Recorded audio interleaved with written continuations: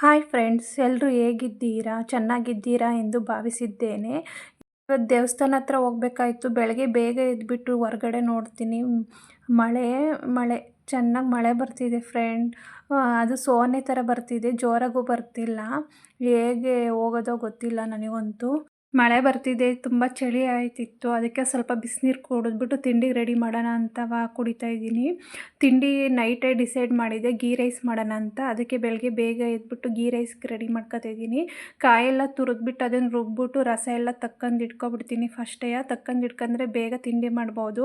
ಅದು ತೆಗ್ದಿಟ್ಬಿಟ್ಟು next ಬೇರೆದೆಲ್ಲ ready ಮಾಡ್ಕೊಬಿಟ್ರೆ ಸರಿ ಹೋಗುತ್ತೆ ಅಂತ ಮಾಡ್ಕೊಂಡೆ. ಒಂದು ಕುಕ್ಕರಿಗೆ ಎಣ್ಣೆ ಹಾಕ್ಕೊಬಿಟ್ಟು ಅದಕ್ಕೆ ಸ್ವಲ್ಪ ಬಿಸಿ ಆದಮೇಲೆ ಮರಾಠಿ ಮೊಗ್ಗು, ಚಕ್ರ ಮೊಗ್ಗು, ಚಕ್ಕೆ, ಲವಂಗ, ಏಲಕ್ಕಿ, ಜೀರಿಗೆ, ಓಂಕಾಳು, ಸಾಸಿವೆ ಎಲ್ಲನೂ ಸೇರಿಸಿದ್ದೀನಿ. ಸೇರಿಸ್ಬಿಟ್ಟು ಎಲ್ಲ ಹಾಕ್ತೀನಿ. ಅದು ಸ್ವಲ್ಪ ಫ್ರೈ ಆದಮೇಲೆ ಕಟ್ ಮಾಡಿರೋಂಥ ಈರುಳ್ಳಿ ಸೇರಿಸ್ಕೋಬೇಕು. ಈರುಳ್ಳಿ ಸೇರಿಸಿ ಹಸಿರು ಮೆಣಸಿನ್ಕಾಯಿ ಹಾಕ್ಬಿಟ್ಟು ಚೆನ್ನಾಗಿ ಫ್ರೈ ಮಾಡಿ ಸ್ವಲ್ಪ ಕರ್ಬೇವಿನ ಸೊಪ್ಪು ಹಾಕಿ ಬಟಾಣಿನ ನೈಟೇ ನೆನೆಸಿದ್ದೆ, ಅದನ್ನು ಹಾಕ್ಕೋತೀನಿ. ತರಕಾರಿ ಫಸ್ಟೇ ಕಟ್ ಮಾಡಿ ಇಟ್ಕೊಂಡಿದ್ದೆ, ಕಟ್ ಮಾಡಿ ತೊಳೆದು ಎತ್ತಿ ಇಟ್ಕೊಂಡಿದ್ದೀನಿ. ಕ್ಯಾರೆಟು, ಆಲೂಗೆಡ್ಡೆ, ಬೀನ್ಸು ಇಷ್ಟನ್ನು ಹಾಕ್ತೀನಿ ತರಕಾರಿಯ. ನನ್ನ ಮಗುಗೆ ಗೀ ರೈಸು ಅಂದರೆ ತುಂಬ ಇಷ್ಟ. ಕೇಳ್ತಾ ಇರ್ತಾನೆ ಆವಾಗವಾಗ ಗೀ ರೈಸ್ ಮಾಡಮ್ಮ ಅಂತವ. ನಾನು ಮಾಡೋದೇ ಇಲ್ಲ ಜಾಸ್ತಿಯ. ಅವ್ನು ಕೇಳ್ದ ಅಂತ ಮಾಡ್ತಾಯಿದ್ದೀನಿ ಗೀ ರೈಸ. ಗೀ ರೈಸು ಬೇಗ ಆಗುತ್ತೆ, ಪಲಾವ್ ಥರ ಅಲ್ಲ. ಬೇಗನೆ ಮಾಡ್ಕೊಬೋದು. ಕಾಯೊಂದು ರುಬ್ಬಿ ಅದನ್ನು ರಸ ತಕ್ಕೊಬಿಟ್ರೆ ಬೇಗ ಮಾಡ್ಕೊಬೋದು. ಅಕ್ಕಿ ನೆನೆಸಿಟ್ಟಿರೋ ಅಕ್ಕಿನ ಸೇರಿಸ್ಕೊತೀನಿ. ಸೇರಿಸ್ಕೊಬಿಟ್ಟು ಅದಕ್ಕೆ ಕಾಯಿ ಹಾಲು ಎತ್ತಿಟ್ಕೊಂಡಿದ್ನೆಲ್ಲ ಕಾಯಿ ಹಾಲು ಹಾಕ್ಕೊತೀನಿ.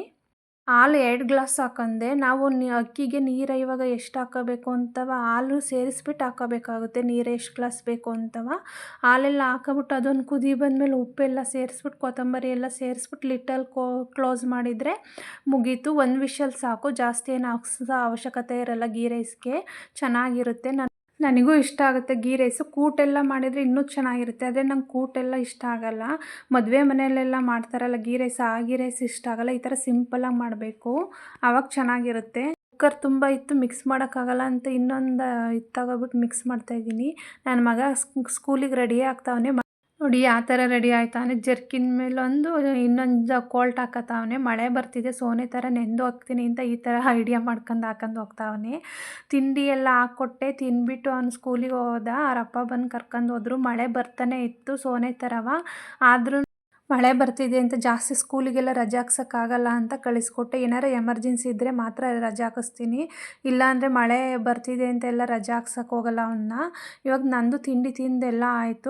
ಆಮೇಲೆ ಸ್ವಲ್ಪ ಅಡುಗೆ ಎಲ್ಲ ಮಾಡಿಟ್ಟು ಹೋಗ್ಬೇಕಾಯ್ತು, ಹಂಗೆ ಹೋಗಂಗಿರಲಿಲ್ಲ. ಅದಕ್ಕೆ ಸ್ವಲ್ಪ ರೈಸ್ ಮಾಡಿ ಬೇಗ ಆಗುತ್ತೆ ಟೊಮೊಟೊ ಸಾಂಬಾರು ಆದರೆ ಅಂತ ಟೊಮೊಟೊ ಸಾಂಬಾರು ಮಾಡಿಟ್ಬಿಟ್ಟು ಅದನ್ನು ಬಾಕ್ಸಿಗೆಲ್ಲ ಹಾಕಿಡಬೇಕಾಯ್ತು. ಫಸ್ಟ್ ಕೆಲಸ ಎಲ್ಲ ಮುಗಿಸ್ಕೊಳ್ಳೋಣ, ಆಮೇಲೆ ಬಾಕ್ಸಿಗೆ ಹಾಕೋದ್ರಾಗುತ್ತೆ ಅಂತ ಶೆಲ್ಫೆಲ್ಲ ಕ್ಲೀನ್ ಮಾಡ್ಕೊತಾ ಇದ್ದೀನಿ. ಅದೆಲ್ಲ ಕ್ಲೀನ್ ಮಾಡಿಬಿಟ್ಟು ಪಾತ್ರೆ ಎಲ್ಲ ತೊಳೆದ್ಬಿಟ್ಟು ಆಮೇಲೆ ಮನೆಯೆಲ್ಲ ಸೀಟ್ಬಿಟ್ಟು ಫ್ರೀ ಆಗೋಣ ಅಂತ ಅನ್ಕೊಂಡೆ. ಇವತ್ತು ನನ್ನ ಮಗ ಗೀ ರೈಸ್ ಚೆನ್ನಾಯ್ತಮ್ಮ, ಹೆಂಗೆ ಮಾಡ್ದಮ್ಮ ಅಂತ ಹೇಳ್ತಿದ್ದ.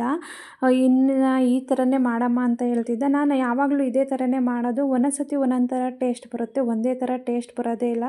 ಅದು ಯಾವ ಥರ ಆಗುತ್ತೆ ಅನ್ನೋದೇ ಗೊತ್ತಾಗಲ್ಲ. ಒಂದೇ ಥರ ಒಂದು ಸತಿ ತರಕಾರಿ ಹಾಕ್ಬಿಟ್ಟು ಮಾಡ್ತೀನಿ, ಒಂದು ಸತಿ ಪ್ಲೈನ್ ಗೀ ರೈಸ್ ಮಾಡ್ತೀನಿ. ಅದಕ್ಕೆ ಡಿಫ್ರೆಂಟಾಗಿ ಟೇಸ್ಟ್ ಬರುತ್ತೋ ಏನೋ ಗೊತ್ತಿಲ್ಲ. ಅವನು ಆ ಥರ ಹೇಳ್ತಿದ್ದ. ಸಂಡೇ ಈ ಥರ ಮಾಡಮ್ಮ ಅಂತ ಹೇಳ್ದೆ. ಆಯಿತು ಬಿಡು ಮಾಡಿಕೊಡ್ತೀನಿ ಅಂತ ಹೇಳಿದೆ. ಅವನಿಗೆ ಇಷ್ಟ ಆಯ್ತಂತೆ. ಇನ್ನೂ ಸ್ವಲ್ಪ ತಿಂತೀನಿ ಎಂದ, ಹಾಕ್ಕೊಡ್ತೀನಿ ತಿನ್ನು ಅಂದೆ. ಇಲ್ಲ ಬೇಡ ಬಿಡು ಅಂತ ಸುಮ್ಮನಾದ. ಅವನಿಗೇನು ಫ್ರೀಯಾಗಿರಬೇಕು, ಟಿ ವಿ ನೋಡ್ಕೊಂಡು ಒಂದೊಂದು ತುತ್ತೇ ತಿನ್ನಬೇಕು. ಆವಾಗ ಅವನಿಗೆ ತಿಂದಂಗೆ ಅನಿಸುತ್ತಂತೆ. ಈ ಥರ ಬೇಗ ತಿಂದರೆ ತಿಂದಂಗೆ ಅನ್ಸಲ್ವಂತೆ ಅವನಿಗೆ.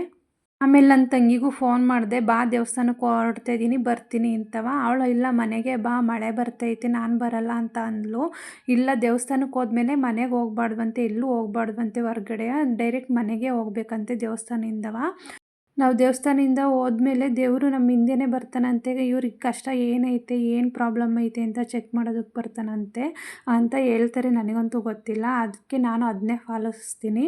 ಎಲ್ಲೂ ಹೋಗಲ್ಲ, ದೇವಸ್ಥಾನದಿಂದ ಡೈರೆಕ್ಟ್ ಮನೆಗೆ ಬಂದುಬಿಡ್ತೀನಿ. ಆಮೇಲೆ ಮಳೆ ನಿಂತ ಮೇಲೆ ಬಾ ನೀನು ಅಂತ ಹೇಳಿ ಅವಳಿಗೆ ಫೋನ್ ಮಾಡಿ ಬಾಕ್ಸಿಗೆಲ್ಲ ಹಾಕಿ ಎತ್ತಿಟ್ಬಿಟ್ಟು ಹೊರಟೇ ಬಿಟ್ಟೆ ಇವಾಗ.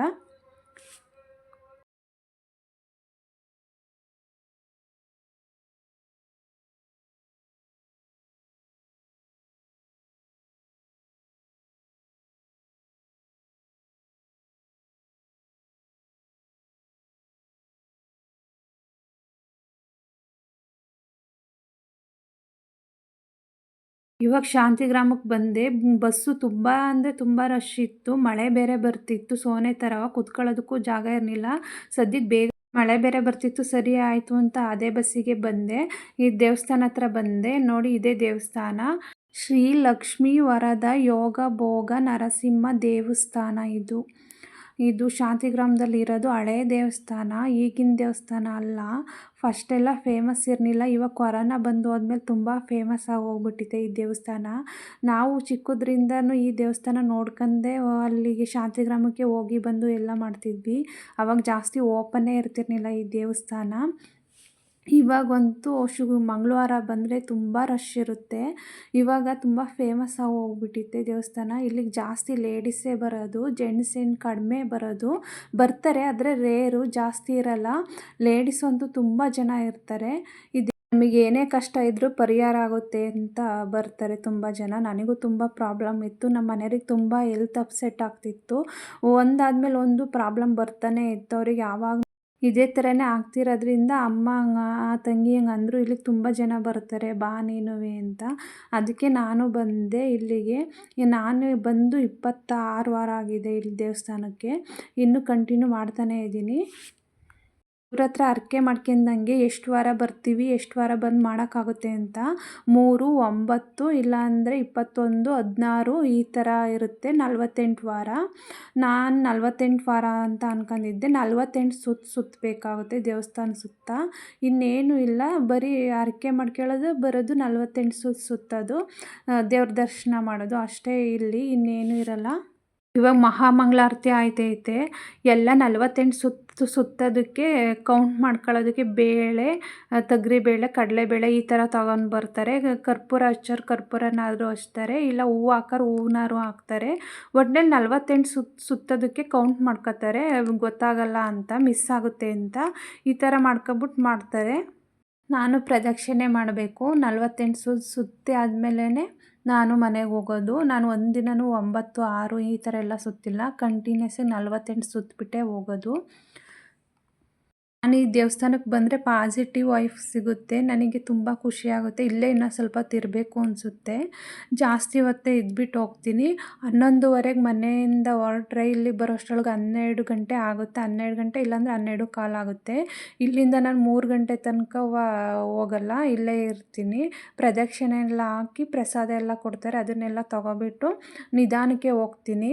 ಏನು ಲೇಟಾಗಿ ಹೋಗಲ್ಲ. ಎಲ್ಲ ಅಡುಗೆ ತಿಂಡಿ ಎಲ್ಲ ಮಾಡಿಟ್ಟು ಬಂದಿರೋದ್ರಿಂದ ನಿಧಾನಕ್ಕೆ ಹೋದ್ರೂ ಆಗುತ್ತೆ ಅಂತ ಮಾಡಿಬಿಟ್ಟೇ ಬರೋದು. ನಾನು ಪ್ರದಕ್ಷಿಣೆ ಎಲ್ಲ ಹಾಕಿ ಮುಗಿಯಿತು 48 ಸುತ್ತು. ಆಮೇಲೆ ದೇವ್ರ ದರ್ಶನ ಎಲ್ಲ ಮಾಡಿಬಿಟ್ಟು ಹೋಗೋಣ ಅಂತ ಹೋಗ್ತಾಯಿದ್ದೀನಿ. ತುಂಬ ಜನ ಇರ್ತಾರೆ. ಮಳೆ ಬರ್ತಿದೆ ಇವತ್ತು. ಎಷ್ಟೊಂದು ಮಳೆ ಇದೆ, ಸೋನೆ ಥರ ಇಲ್ಲವ. ಆದರೂ ಎಷ್ಟೊಂದು ಜನ ಬಂದಿದ್ದಾರೆ ನೋಡಿ. ತುಂಬ ಜನ ಬರ್ತಾರೆ. ಹಾಸನ ಕಡೆಯಿಂದ ನಮ್ಮ ಹತ್ರ ತುಂಬ ಜನ ಬರ್ತಾರೆ.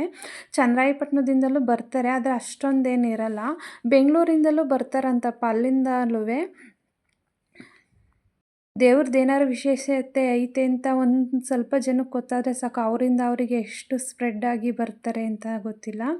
ಇದು ಹಿಂದಿನ ಕಾಲದ ದೇವಸ್ಥಾನ ಆಗಿರೋದ್ರಿಂದ ಹಿಂದಿನ ಕಾಲದಲ್ಲೂ ಈ ಥರ ಪೂಜೆ ಪುನಸ್ಕಾರ ಎಲ್ಲ ಮಾಡ್ತಿದ್ರೋ ಏನೋ ಗೊತ್ತಿಲ್ಲ. ಅಲ್ಲಿ ದೇವಸ್ಥಾನ ಸುತ್ತಲೂ ಗುಂಡಿ ಥರ ಮಾಡಿದ್ದಾರೆ ಆಗಿನ ಕಾಲದಲ್ಲೇ. ಅದು ಪ್ರದಕ್ಷಿಣೆ ಎಲ್ಲ ಹಾಕ್ಬೇಕಾದ್ರೆ ಕಾಳುಗಳನ್ನೆಲ್ಲ ಇಟ್ಕೊಳ್ಳೋದು. ಇವಾಗ ಬಾಕ್ಸಲ್ಲೆಲ್ಲ ಇವ್ರು ಇಟ್ಕೊತಿದ್ದಾರೆ. ಅದು ಫಸ್ಟೇ ಆ ಥರ ಇದೆ. ನನಗೆ ಆಶ್ಚರ್ಯ ಆಗುತ್ತೆ, ಇದು ಫಸ್ಟೆಲ್ಲ ಈ ಥರ ನಡೆಸ್ತಿದ್ರೇನೋ ಅಂತ. ಅಲ್ಲಿಗೆ ಇವಾಗಲೂ ಬೇಳೆ ಎಲ್ಲ ಇಟ್ಕೊಂಡಿರ್ತಾರೆ ಒಬ್ಬೊಬ್ರು ಪ್ರದಕ್ಷಿಣೆ ಹಾಕೋದಕ್ಕೆ. ನಾನು ಕೌಂಟ್ ಮಾಡ್ಕೊಬಿಟ್ಟೆ ಹಾಕ್ತೀನಿ. ಬೇಳೆ ಎಲ್ಲ ಏನು ತಗೋಗಲ್ಲ. ಇಲ್ಲಾಂದ್ರೆ ಕರ್ಪೂರ, ಹೂವು ಈ ಥರ ತಗೋ ಹೋಗ್ತೀನಿ. ಇದು ಪ್ರಸಾದಕ್ಕೆ ಅಂತ ಇಷ್ಟೊಂದು ಜನ ಇವರೆಲ್ಲ ದರ್ಶನ ಎಲ್ಲ ಮಾಡಿದ್ದಾರೆ, ಆಗ್ಬಿಟ್ಟು ಇಲ್ಲಿ ಕೂತಿದ್ದಾರೆ ಪ್ರಸಾದ ಎಲ್ಲ ಕೊಡ್ತಾರಲ್ಲ ಅಂತ. ನೋಡಿ ಇಲ್ಲಿ ಈ ಥರ ಗುಂಡಿ ಗುಂಡಿ ಇದೆ, ಇಲ್ಲೆಲ್ಲ ಕಾಳುಗಳು ಇಟ್ಟಿದ್ದಾರೆ. ಇದು ಫಸ್ಟೇ ಇತ್ತು ಈ ಥರ ಎಲ್ಲ, ಇವಾಗ ಮಾಡಿರೋದಲ್ಲ. ಫಸ್ಟೇ ಈ ಥರ ಎಲ್ಲ ಆಚರಣೆ ಮಾಡ್ತಿದ್ರೇನೋ ಅದು ಫುಲ್ ನಿಂತೋಗ್ಬಿಟ್ಟಿತ್ತು. ಇವಾಗ ಸ್ಟಾರ್ಟ್ ಮಾಡಿದ್ದಾರೆ ಜನಗಳು. ಮತ್ತೆ ಕೊರೋನಾ ಬಂದು ಹೋದ್ಮೇಲೆ ನೋಡಿ, ಕೊರೋನಾ ನಮಗೆ ಏನೇನೆಲ್ಲ ಕಳಿಸಿ ಹೋಗ್ಬಿಟ್ಟಿದೆ. ದೇವ್ರ ಮೇಲೆ ಭಕ್ತಿ ಎಲ್ಲ ಜಾಸ್ತಿ ಆಗಿ ಹೋಗ್ಬಿಟ್ಟಿದೆ ಇವಾಗ ಜನಗಳಿಗೆ. ನಾನು ಪ್ರಸಾದ ಪೂಜೆ ಎಲ್ಲ ಮುಗಿಸಿ ಎಲ್ಲ ಆಯಿತು, ಪ್ರಸಾದ ತಗೊಳ್ಳೋಣ ಅಂತ ನಾನು ಕ್ಯೂ ಅಲ್ಲಿ ನಿಂತಿದ್ದೀನಿ.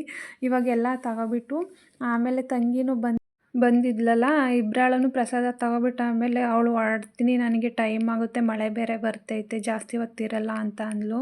ಅವಳು ಪ್ರೆಗ್ನೆಂಟ್ ಬೇರೆ ಅಲ್ವಾ, ಮಳೆಯಲ್ಲೆಲ್ಲ ಜಾಸ್ತಿ ನೆಂದರೆ ಆಗಲ್ಲ, ಶೀತ ಕೆಮ್ಮು ಥರ ಎಲ್ಲ ಆಗುತ್ತೆ ಅಂತ. ಸರಿ ಆಯಿತು ಬಿಡು ಹೋಗಿವಂತೆ ಬೇಗವ ಅಂತ ಹೇಳಿ ಇವಾಗ ಪ್ರಸಾದ ಎಲ್ಲ ಹಾಕಿಸ್ಕೊತಾ ಇದ್ದೀವಿ. ನಾನು ಸ್ವಲ್ಪ ಹೊತ್ತು ಕೂತಿದ್ದೋದೆ, ಅವಳು ಇಲ್ಲ ಹೊರಟೇ ಬಿಟ್ಲು ಬೇಗವ ಹೋಗ್ತೀನಿ ಅಂತವ.